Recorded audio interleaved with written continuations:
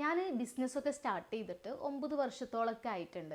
ആ ടൈമിൽ തുടക്ക സമയത്തൊക്കെ ഞാൻ ഏറ്റവും കൂടുതൽ ഫേസ് ചെയ്ത കാര്യം എന്താണെന്ന് വെച്ച് കഴിഞ്ഞാൽ, ഇപ്പോൾ ഒരു ബിസിനസ് ആകുമ്പോൾ ഓക്കെ അതിലൊരു പ്രൊഡക്റ്റ് വരും, ആ പ്രൊഡക്റ്റിൻ്റെ പാക്കിങ്, ലാബലിങ്, പ്രൊഡക്റ്റ് ടെസ്റ്റിങ്, അങ്ങനെയൊക്കെ കുറേ കാര്യങ്ങൾ വരുമല്ലോ. സോ ഇതൊക്കെ അറിയുന്ന ആരെങ്കിലും ഉണ്ടോ? അങ്ങനെ അറിയുന്നവരാണെന്നുണ്ടെങ്കിൽ നമുക്ക് പോകുന്ന വഴി കുറച്ചും കൂടി ഈസി ആവുമല്ലോ.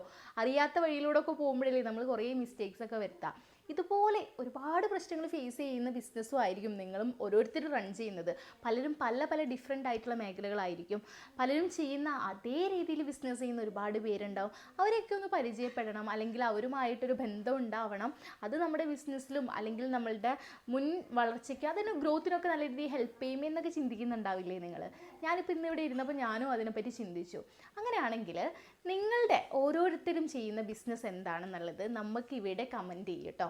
നമുക്ക് എല്ലാവർക്കും അങ്ങോട്ടും ഇങ്ങോട്ടും ഒന്ന് പരിചയപ്പെടാം. ഒരേപോലെ ബിസിനസ് ചെയ്യുന്ന ആരെങ്കിലുമൊക്കെ ഉണ്ടോ എന്ന് നോക്കാം. അതുപോലെ തന്നെ നിങ്ങൾ ഈ ബിസിനസ്സിലേക്ക് വരാൻ വേണ്ടിയിട്ട് നിങ്ങൾക്ക് ഇൻസ്പയർ ആയിട്ടുള്ള ആരെങ്കിലുമൊക്കെ ഉണ്ടാവില്ലേ?